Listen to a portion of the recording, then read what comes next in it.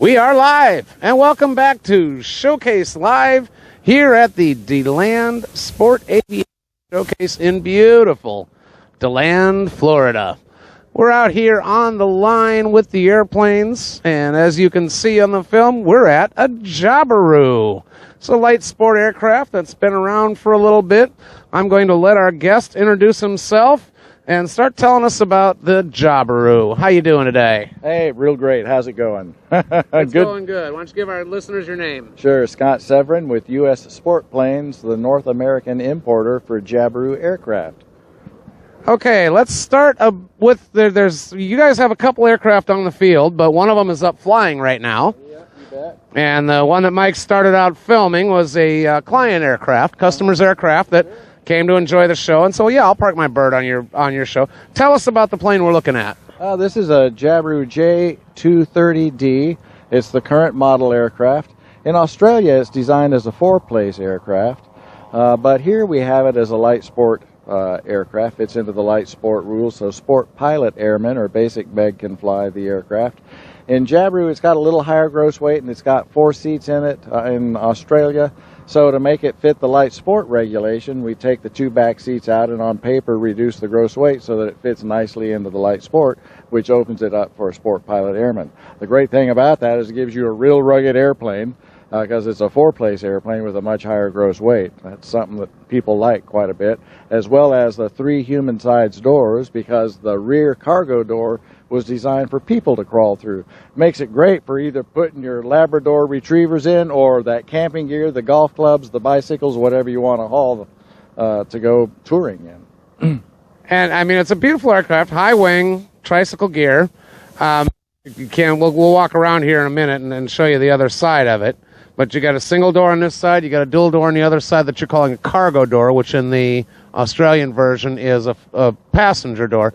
So the only change, really, is they've taken the back seat out and said that it's got a lower gross weight? That's exactly right. We do offer these as kits as well. So in the United States, you can have the 4-place aircraft through a builder assist program, or you can just buy a kit and build it up. So you can get the higher gross weight. You can fly IFRs and experimental amateur built and take advantage of all the capability of the airplane.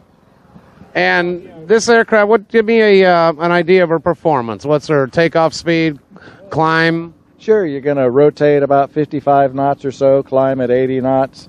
You're going to climb at 1,000, 1,200 feet per minute. It's got a service ceiling of about 15,000 feet. In the light sport version, it'll true at about 120 knots at 8,500 feet. The RPM is limited in the light sport version to make sure that it stays within the light sport speed limitations. What about your fuel burn? Yeah, 5 to 6 gallons an hour.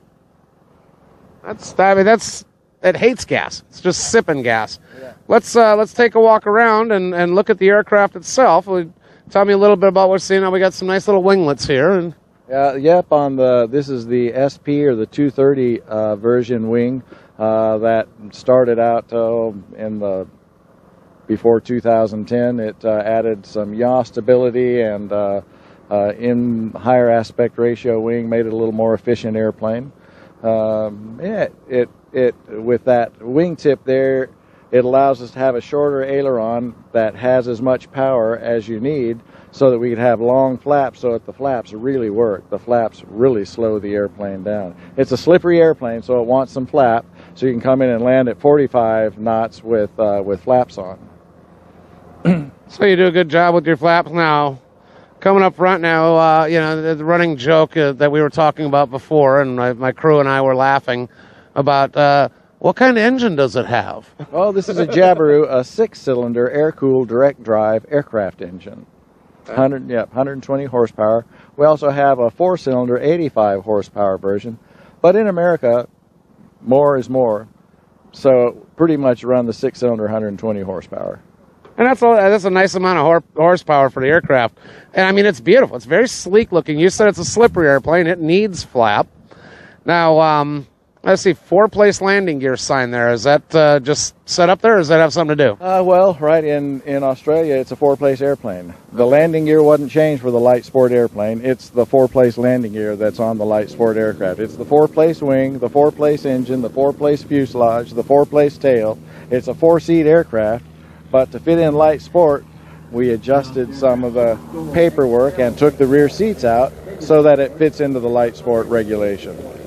And having a 4-place landing gear that's designed for a lot more weight, it's a whole lot beefier. Now, are there people using Jabirus as trainers? Yeah, we've got them in a few schools, and of course with the rugged landing gear, they're real happy on grass runways.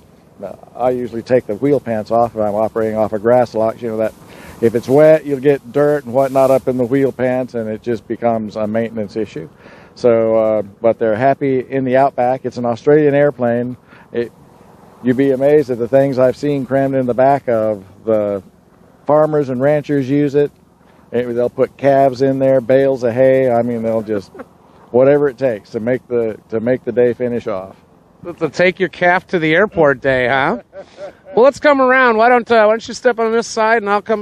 Mike, you want to bring the camera around, and we'll take a look inside. Sure. We're gonna come in here. I'm gonna stay back. I'll probably wind up sticking my arm into the camera shot once or twice. Actually, let me come around. Mike, you want to come to the front door with the camera, and I'll come in. I'll stick in through the back door with the microphone.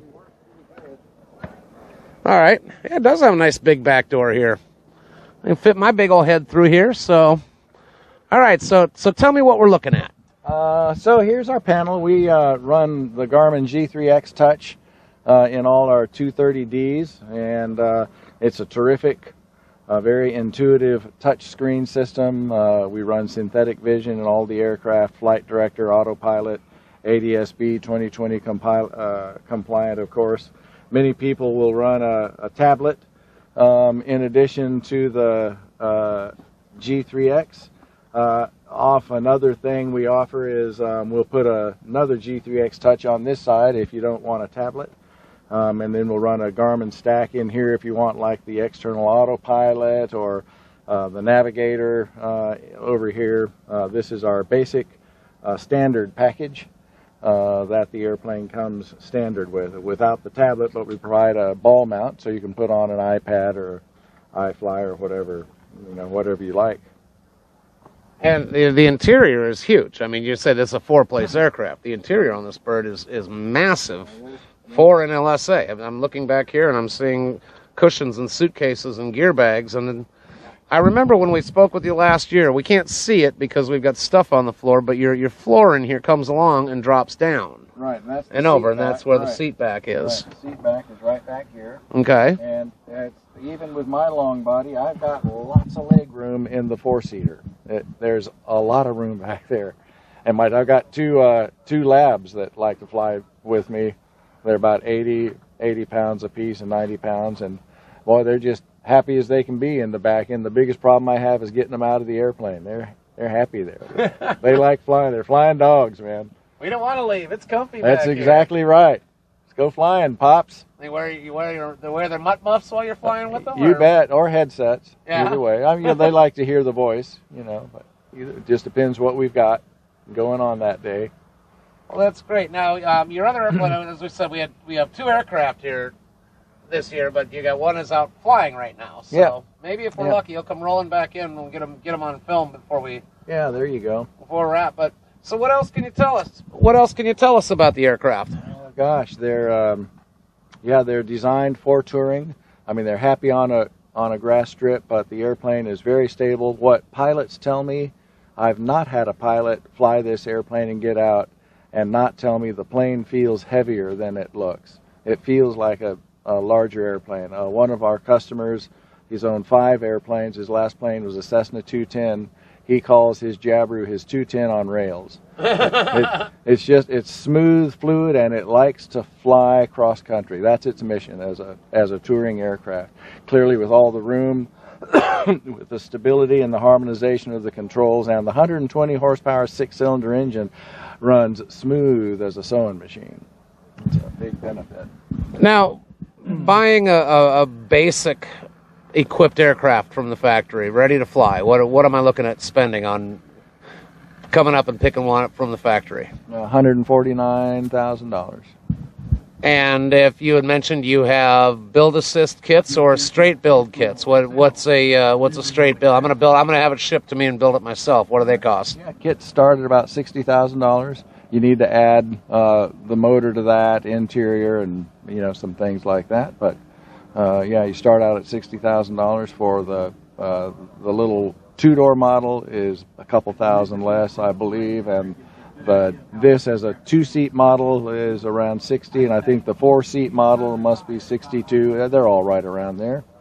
And now you say that's firewall back, and you need to buy a firewall forward package. Obviously, you're running Jabiru engines. Right. Are there? I mean, it's a Jabiru, and you want a Jabiru engine in it. But are there other engine options for it, or do you?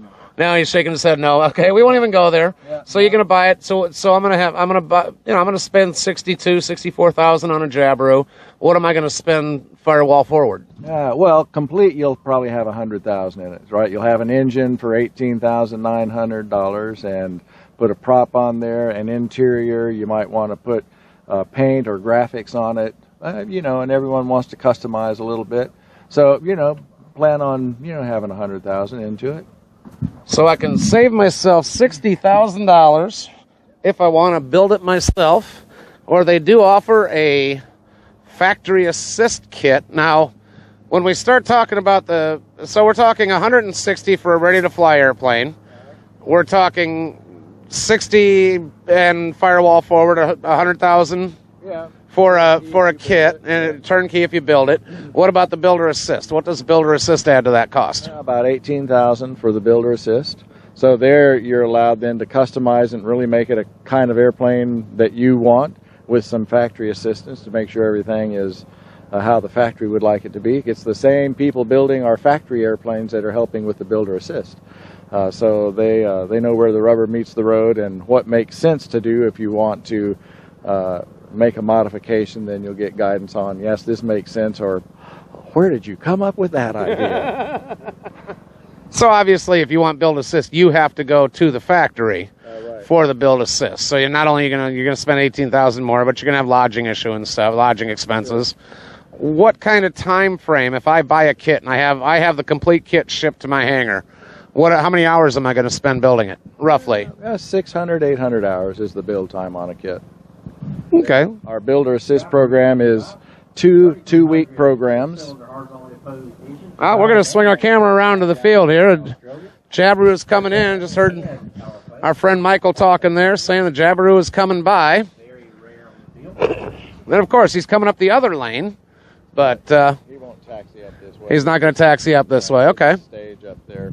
Yeah. All right. Is he coming back in, or is he going to still fly? He'll stay there. He's going to go up and take off here in just a minute, but he'll stage from out there at the flight line. All right. Well, I was hoping we'd get the second aircraft into this interview, but we can walk up that way. Mike, you want to walk over there and take a look? We're going to walk on over here.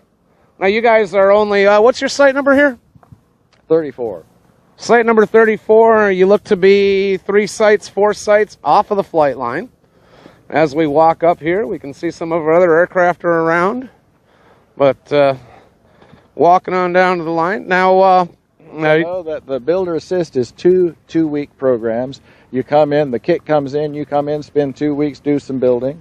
Then we'll paint the airplane if you want paint, graphics, take care of some little things that haven't been taken care of while you take some time off, 2 weeks or 4 weeks off, then come back for another 2 weeks, and then you get your airworthiness certificate.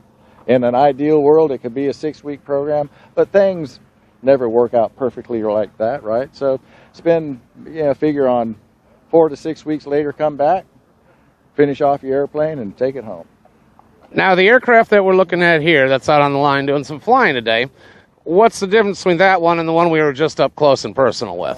That's a 230D also. It has just a different instrumentation panel in it. That's got a GRT avionics panel in it, a dual screen GRT, which was the avionics we used before we moved over to Garmin. Very pretty aircraft. Now, this is one of your factory aircraft, correct? This is your demo model? Yes, it's another owner's airplane, yeah. So they sell so well you can't keep one on hand to take out with the trade shows, huh? Well, yeah, we're backed up probably 6 or 7 months right now. So.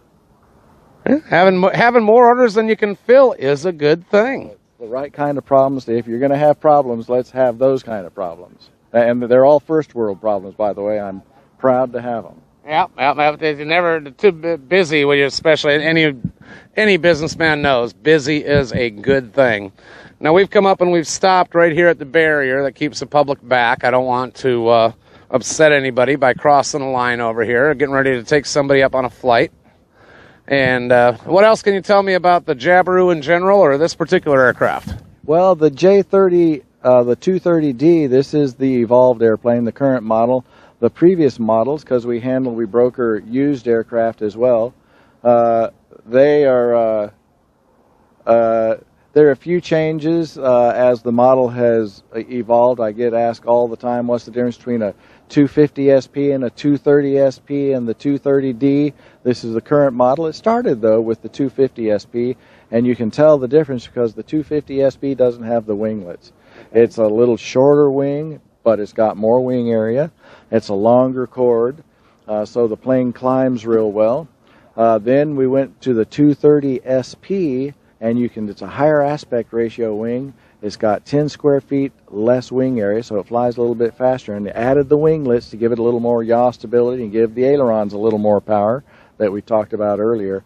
And the 230D, the next evolution was in the tail.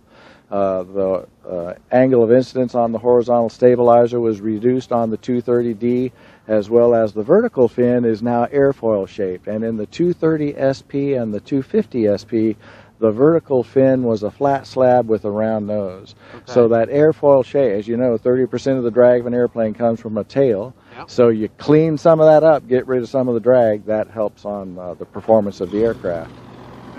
And did you see that? You caught that screaming of life, right? It just popped right to. Yeah, and it doesn't. It's not a. You just turn the key and it starts like a car. Yeah, that's great. That's totally great. I'm sorry. That's quite all right, Mike. Yeah, Mike. We got Mike on the camera, who's also on the mic. We got Mike on the mic on the camera, or Mike on the camera on the mic. The problem with being a pilot is it makes me too excited to see it. That just thrills me to no end. It's an awesome plane, and everybody knows I love that Jabiru 6-cylinder. I was going to put one on my Zenith. Great engine. Now, Mike, have you ever flown a Jabiru? I have not. Well, might have to fix that. And I see you lady over here got a name, Nicole Smith. Hi, Nicole. I'm Dave Shellbetter with Showcase Live. You guys are lucky enough that you are your husband. Yep, he is. And he's getting his flight broadcast right now live on Facebook. Excellent. Doing our interview with Jabiru. Now you're wearing a volunteer shirt. You're a volunteer here? Yep, I'm in the first aid tent. You're in the first aid tent. Oh, I was by and got some aspirin from one of your coworkers this morning. And your husband's also wearing a volunteer shirt? First aid tent. First aid, okay. Yep. You medical professionals? We are. I'm the director of the first aid tent. Ah. Yeah, I'm a OR nurse. Okay. And he's a medical doctor. Great. Yeah. So is this going to be your new toy? It's possible. It's possible. I have largely been a STEMA fan, but Wes couldn't be here this year, so this was a lot of fun. I just landed, so now Roy's going up. I thought it was a lot of fun. Yeah, you a pilot? No, but I did get to fly a little up there. I did a little flying. Yeah. Good. Yeah. Well, we're going to go ahead and, Mike, I'm going to leave you here to film him. I'm going to step back over and talk with our friend a little bit more before we wrap this up and head on to our next interview. Excellent. Thanks for your time, Nicole. Nice to meet you.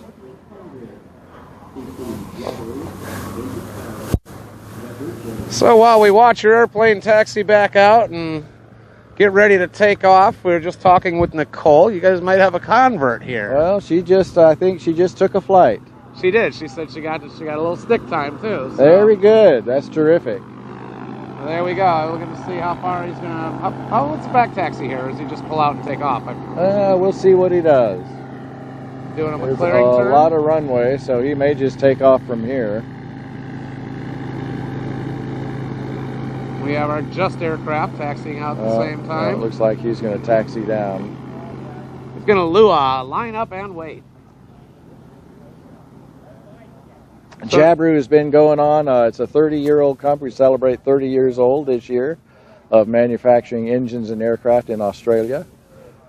Now, did they start out manufacturing the engine and the aircraft, or did they start with the engine and then decide to build an airplane for their engine, or what? I'm trying to remember which one came first. Right. You're right. You design an airplane around the engine, so they designed an engine and then built the airframe around it, and then evolved the engine. The first engine was like many first things. They decided you start somewhere, so they did. And it was, weren't they initially? I could be wrong, but weren't they initially selling engines? yeah, For a multitude of aircraft. yeah. And to this day, the Jabiru engine is sold to the experimental and the kit-built market for whatever, and firewall forward kits for many experimental aircraft. Yeah, can you name any that you can come off the top of your head? Sure, Zenith. There are a lot of them in the Zenith, in the Rands. Sonex. Yeah, they're in quite a few. And I've heard a lot of good things over the years. Looks like he's about to turn around. See if he thinks, what kind of takeoff roll is he going to have? We got a bit of a breeze. Not a lot. Not much. It's a little bit muggy. Oh, he'll probably spin 750 feet rolling, I bet. Wow. 750 whole feet. So he's about to turn around here and do his takeoff roll. He's got full tanks and I think a pretty hefty passenger with him. So Now that leads to another question. Is Mike's favorite question is the airplane fluffy friendly? yeah, it's certainly right. It's tall friendly, and I still have lots of room this way too. I mean, I'm 6'4" when I stand up straight, and with a 32, 33 inch pant inseam, so I've got plenty of leg room, and it's a pretty wide cockpit. There's very few people don't fit in it. You know, it looks small and compact, but nearly everyone that gets in it, I think everyone has said, man, it's huge in here when you get inside. It's truly different. Well, that was my first thought when we were back over on the line there on the other display aircraft there. Was I stuck my head and went, wow, this thing is cavernous inside. It's a big interior on the airplane. And here he goes. He's starting his roll, it looks like. Got the wig-wag lights on, a nice safety feature that we provide with the aircraft. He's rolling out. And it's funny, we're not that far off the runway here. I know the camera makes it look a little further than we are, but we're pretty darn close to the runway. And he's 750 feet. Yeah, there he is. He's in the air. Yeah, getting off before. Nice, smooth. Getting off before the taxiway. Boy, that sounds nice. That is a pretty sound. Well, we need to wrap this up and get on to our next interview here. So if somebody's out here at Showcase, they can find you on the line. Sure. Look for the Jabiru flag on the web. Go to JabiruLSA.com. We keep a listing of the new aircraft and a pretty updated list of used aircraft. If that more fits what you're after, and give us a call. Now, and go ahead and spell it out for people that might not know how to spell Jabiru. Okay, Jabiru LSA. We're located just north of Dallas-Fort Worth in Denton, Texas, at Denton Enterprise Airport. And that website one more time? Is JabiruLSA.com. All right. Well, we appreciate your time, sir. Thank you very much, and wish you a lot of good luck here at the show. Good to visit. Thanks. For Showcase Live, I'm Dave Shellbitter. We got Mr. Mike Daniels on the camera. We got Roy Brewer holding down the golf carts back there. Huge shout out to Miss Elizabeth Daniels for taking care of all of our social media. For Jana Phillip and the rest of the Showcase volunteers, y'all stick around. We've got another interview coming up at the top of the hour.